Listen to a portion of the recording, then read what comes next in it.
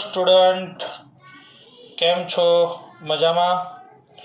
આજે આપણે કરંટ ઇલેક્ટ્રિસિટીના એક નવા લેક્ચર નંબર 11માં ખૂબ જ અગત્યનો ટોપિક ચર્ચા કરશું, જે કન્સેપ્ટિવ બેઝ છે, થિયોરી આધારિત છે અને ખૂબ જ અગત્યનો છે ટોપિક, અને જેના આધારિત આપણે આગળ ઘણા બધા થિયોરીમાં અને કન્સેપ્ટમાં કામ લાગશે. બેટા લેક્ચરને અન્ટિલ લાસ્ટ સુધી જોજો, ચેનલને સબસ્ક્રાઈબ કરજો, લાઈક કરજો અને શેર કરજો. જો આગળના લેક્ચર જોવાના બાકી હોય તો જોઈ લેજો. સેલ, ઈએમએફ અને ઇન્ટરનલ રેઝિસ્ટન્સ. બહુ જ કન્ફ્યુઝન ઘણી વખતે થતું હોય છે. સેલ તમારા કેમેસ્ટ્રીમાં પણ ઇલેક્ટ્રોકેમિસ્ટ્રી ચેપ્ટરમાં આવી જ ગયેલા હશે. સેલ બે પ્રકારના હોય છે, નવી બુકમાંથી નીકાળી દીધું છે. સેલ એ તમારો બે પ્રકારના હોય છે, સેકન્ડરી અને પ્રાઇમરી.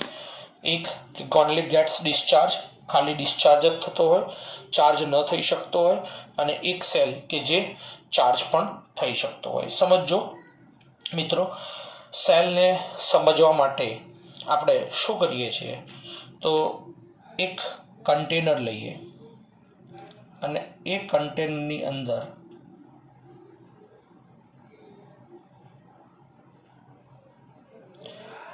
કોઈ દ્રાવણ ભરી દઈએ. ઇલેક્ટ્રોલાઇટ્સ કહેવાય, વિદ્યુત દ્રાવણ. આમાં હું થોડુંક એક જૂની બુકનું પણ ડિસ્કસ કરીશ, જેથી કરીને તમને વધારે સમજણ પડે. આ વિદ્યુત દ્રાવણ જે ભર્યું એની અંદર કેમિકલ રિએક્શન થશે, મે બી H2SO4 જે આપણે લેવું હોય લઈ શકાય. હવે આ દ્રાવણની અંદર આપણે બે રોડ લઈએ છીએ. એક એનોડ,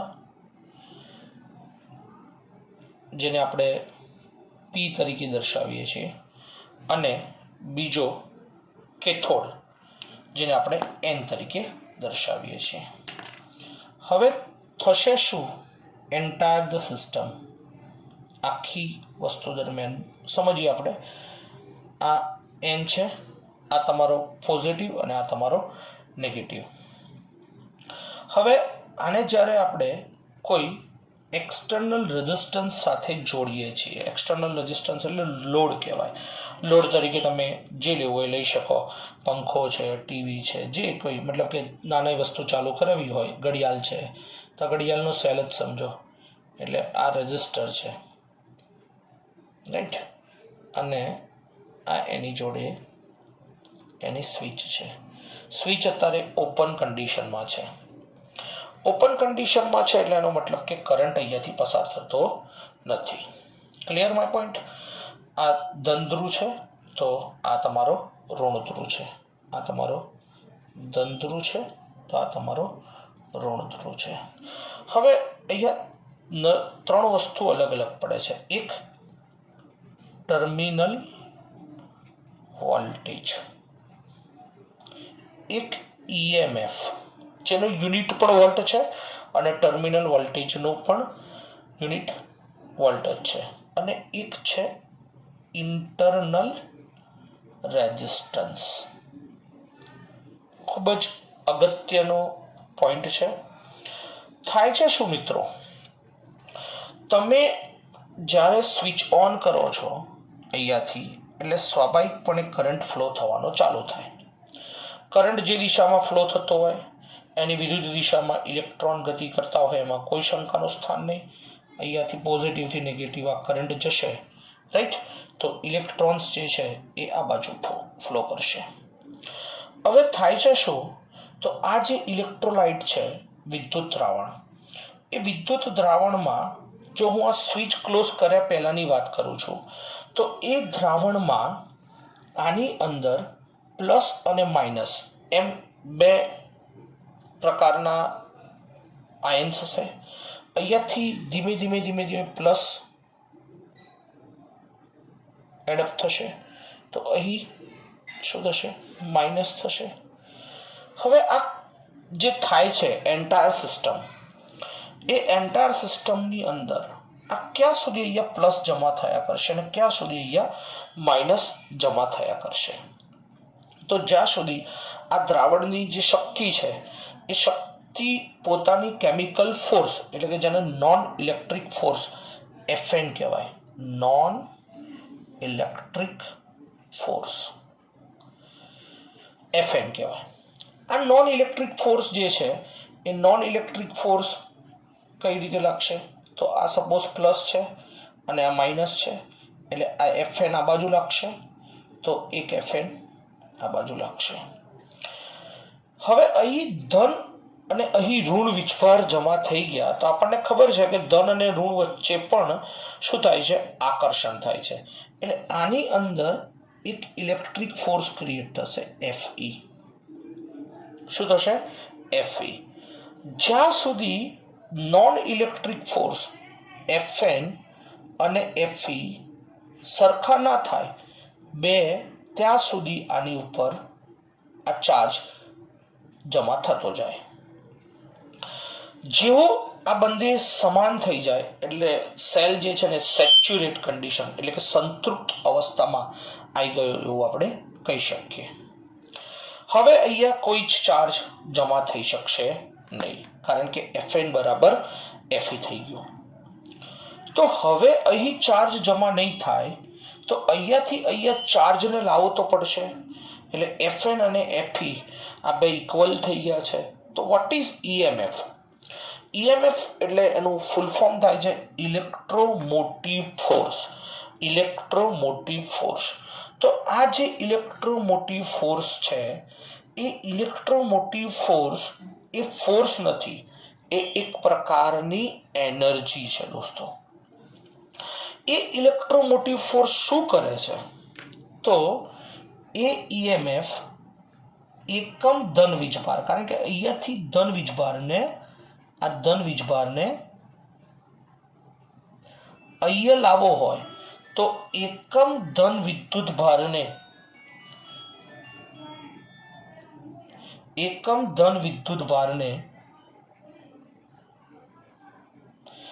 ઋણ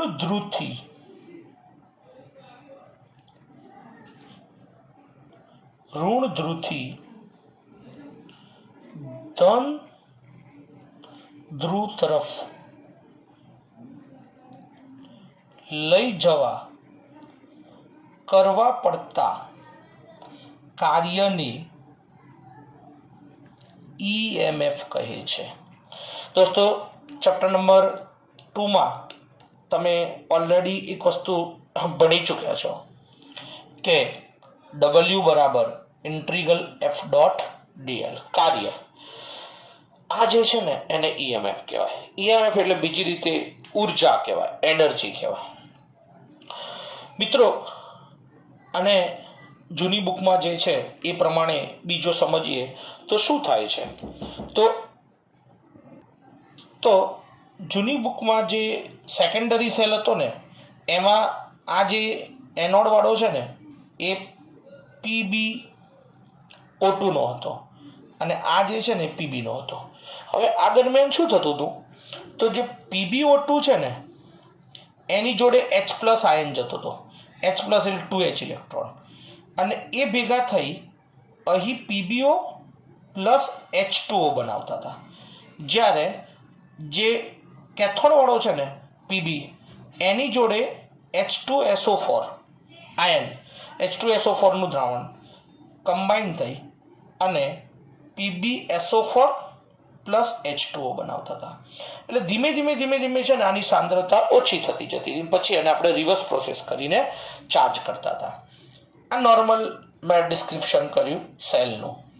હવે મારે મેઇન વસ્તુ વાત કરવી છે વોટ ઇઝ EMF અને વોટ ઇઝ ઇન્ટરનલ રેઝિસ્ટન્સ. હજી તો મિત્રો બહુ જ આમાં ઘણું બધું છે આ થિયરીમાં.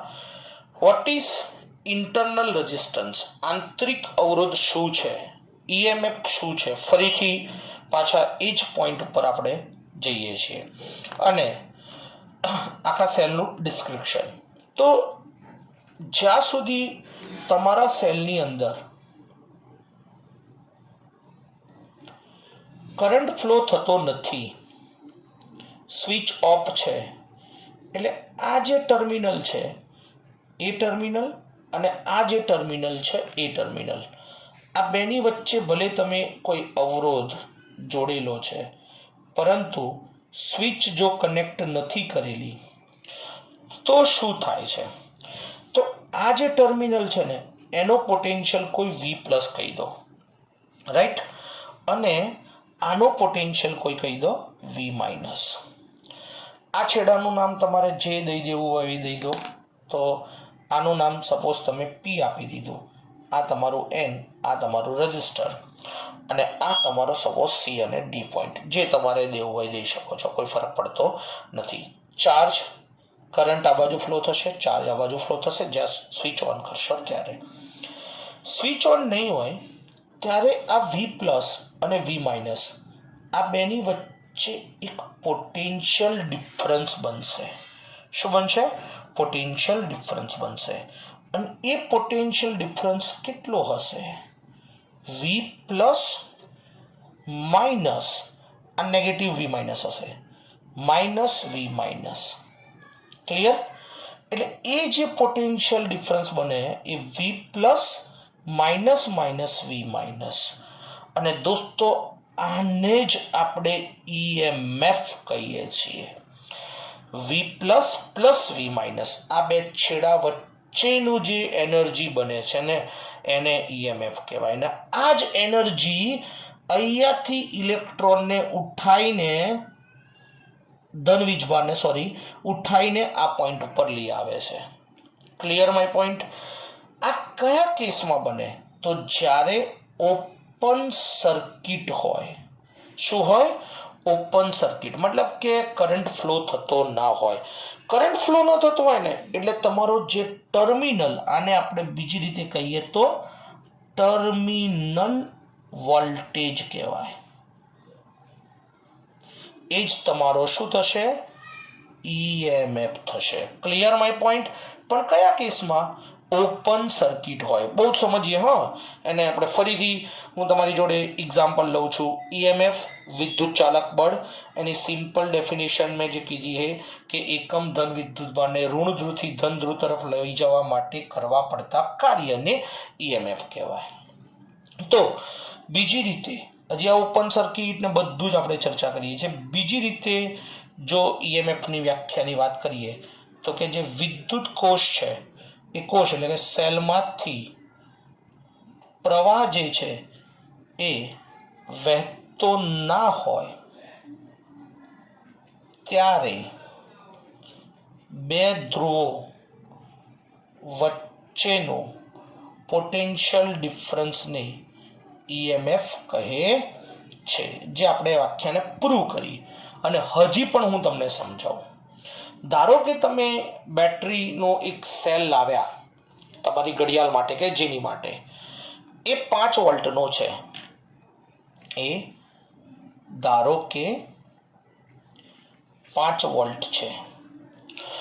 તો તમે મલ્ટીમીટરથી આ બેટરીનો સેલ છે, આ રીતનો છે, હું ખાલી ડ્રો કરું છું. આ એનો ધન છેડો છે અને આ ઋણ છેડો છે, આ નેગેટિવ છેડો છે. ક્લિયર? હવે આ ધન અને ઋણ છેડા વચ્ચે આ ધન છેડો અને આ ઋણ છેડા, આ બેને મલ્ટીમીટરથી એક પ્રકારનું શું કહેવાય, વોલ્ટેજ માપવાનું સાધન, જે ઇલેક્ટ્રિકની દુકાનમાં તમે જોયું છે, પીળા કલરનું બોક્સ. અહીંયા 2 છેડા લગાવશો ને એટલે તરત આ બતાવી દેશે 5 વોલ્ટ. પણ જ્યારે તમે આને કોઈ અવરોધ સાથે એટલે કે લોડ સાથે જોડો છો, ધારો કે આ લોડ સાથે જોડી દીધો આ જ સેલ, તો હવે જો તમે અહીં વોલ્ટેજ માપો તો તમને 5 વોલ્ટ નહીં મળે, કારણ કે કરંટ આમાંથી ફ્લો થાય છે. હું ફરીથી આખું ડિસ્ક્રાઇબ કરું છું આ પોર્શન પણ. What is charging and what is discharging, what is internal resistance and everything. Okay દોસ્તો, હું ફરીથી આ પોઈન્ટને ડ્રો કરું છું. મારી જોડે આ એક અવરોધ છે અને એને મેં કોઈ બેટરી જોડે જોડી દીધો. અવરોધ એટલે મારો લોડ રેઝિસ્ટન્સ છે. આ ધારો કે 5 વોલ્ટ છે. આમાંથી કરંટ ફ્લો થવાનો સ્ટાર્ટ પણ થઈ ગયો, કોઈ શંકાનું સ્થાન બી નહીં. હવે તમે જો જે મલ્ટીમીટરથી તમે માપ્યો તો આ સેલનો વોલ્ટેજ, એ જ મલ્ટીમીટર આના એક્રોસમાં જોડો, કારણ કે રેઝિસ્ટરના એક્રોસમાં જ વોલ્ટ મળશે. તો આ વોલ્ટમીટરનું રીડિંગ 5 વોલ્ટથી ઓછું મળશે. કેમ મિત્રો? તો આ જે છે ને એ જ તમારો ટર્મિનલ વોલ્ટેજ છે. સમજીએ, તમે જે સેલ લીધો છે એ સેલની અંદર કેમિકલ્સ ભરેલા છે. સમજો, આ સેલ અને આની અંદર બધા કેમિકલ્સ ભરેલા છે. હવે અહીંયા તમે એક્સટર્નલ લોડ જેવો ભરાવો છો એટલે ડેફિનેટલી કરંટ તો ફ્લો થાય જ છે, પણ ઇલેક્ટ્રિક ફિલ્ડ અને ઇલેક્ટ્રિક ફોર્સ ક્રિએટ થાય છે અને આના અંદરના રહેલા અણુઓ જે છે એ આનો વિરોધ કરે છે કે ભાઈ મારે બી કંઈક એનર્જી તો જોશે. એટલે એ જે વિરોધ કરે છે ને, એ વિરોધ જે કરે છે ને એને આંતરિક અવરોધ એટલે કે ઇન્ટરનલ રેઝિસ્ટન્સ કહેવાય. એટલે ઇન્ટરનલ રેઝિસ્ટન્સ જે છે ને એ શું કહે છે કે ભાઈ આ 5 વોલ્ટ છે ને, રાઈટ, તો તું આને 4 વોલ્ટ દઈ દે, પણ 1 વોલ્ટ તો મારે જોશે જ. એટલે કે વિદ્યુત પ્રવાહ જ્યારે વહેતો હોય ને ત્યારે એ પરિપથનો અવરોધ, જેને કોષનો આંતરિક અવરોધ કહે છે, એ આનો શું કરે છે? વિરોધ કરે છે. એટલે એમાં અમુક ખર્ચાઈ જાય છે. એટલે તમને 100% વોલ્ટેજ મળતા નથી. એટલે અહીંયા શું થાય છે તો VE માઇનસ IR, જ્યાં R ને શું કહે છે? Internal resistance. ઇન્ટરનલ રેઝિસ્ટન્સ કહે છે. Clear my point? એટલે શું થાય તો કે આ ટોટલ 5 વોલ્ટ હતો. હવે આમાંથી પ્રવાહ જે પસાર થયો અને એનો આંતરિક અવરોધ ખૂબ જ નાનો હોય, નેગ્લિજેબલ જેવો જ હોય. એવું કે મારે 1 વોલ્ટ જોઈએ છે I ગુણ્યા R થઈને, તો ટર્મિનલ વોલ્ટેજ તમને કેટલો મળશે? 4 વોલ્ટ. Clear my point? એટલે આના પરથી સ્મોલ r આંતરિક અવરોધની વ્યાખ્યા, આંતરિક અવરોધ જે છે એ આંતરિક અવરોધને આપણે શું કહીએ તો જે વિદ્યુત દ્રાવણ છે એ વિદ્યુત દ્રાવણ કે જેમાંથી વિદ્યુત પ્રવાહ વહે છે તેને કોઈ પરિમિત એટલે કે અમુક અવરોધ હોય છે જે કોષનો આંતરિક અવરોધ કહે છે. હવે આખી પ્રક્રિયા દરમિયાન શું થાય છે તો ફરીથી જે બુકમાં લખેલું છે એ પોઈન્ટને આપણે સમજીએ. તો કોષની બહાર પ્રવાહ P to N તરફ જાય છે અને કોષની અંદર ક્યાં જાય છે? N to P તરફ જાય છે. કોષની બહાર પ્રવાહ P to N તરફ જાય છે, જ્યારે અંદરની તરફ જે છે એ ક્યાં જાય છે? N to P તરફ. એટલે આપણે એવું લખી શકીએ કે કોષની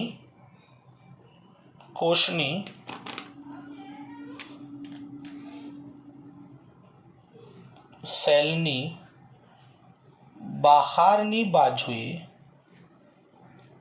પ્રવાહ P to N તરફ, જ્યારે અંદરની બાજુએ પ્રવાહ N to P તરફ જાય છે. ક્લિયર બેટા? Clear my point? ખબર પડે છે હું શું કહેવા માંગુ છું? ઓકે, એટલે હવે જો પ્રારંભની ચર્ચા કરીએ તો આપણી જોડે જે સૂત્ર છે એ સૂત્ર પરથી I બરાબર V ભાગ્યા R, R એટલે બાહ્ય અવરોધ. જો એ અવરોધ અનંત હોય તો પ્રવાહ શૂન્ય થાય. કેમ થાય? તો જે મેં શરૂઆતમાં ચર્ચા કરી હતી જ કે અહીં હું ઓપન સર્કિટ રાખું છું, સ્વિચ ઓપન રાખું છું, એટલે અવરોધ અનંત થઈ જાય. અને અવરોધ અનંત થાય તો પ્રવાહ સ્વાભાવિકપણે પસાર ના થાય, કારણ કે આ ગેપ ખુલી ગઈ એટલે અહીંયાથી પ્રવાહ પસાર થશે નહીં, જેને ઓપન સર્કિટ પણ કહેવાય છે. Clear my point? અને આ કેસમાં તમારો વોલ્ટેજ V બરાબર શું થાય? E થાય ઓપન સર્કિટમાં. તો દોસ્તો V બરાબર E માઇનસ IR આ ક્યારે થાય? જ્યારે ડિસ્ચાર્જ થતો હોય. Cell gets to the discharge. અને સેલ ક્યારે ડિસ્ચાર્જ થાય? તો જે મેં હમણાં આગળ ચર્ચા કરીએ કે આંતરિક અવરોધ એટલો માગી જ લે. તો ચાર્જિંગના કેસમાં ક્યારે V બરાબર E પ્લસ IR થાય? આ ક્યારે થાય? ચાર્જ થતો હોય. સમજાવું કેમ E પ્લસ IR?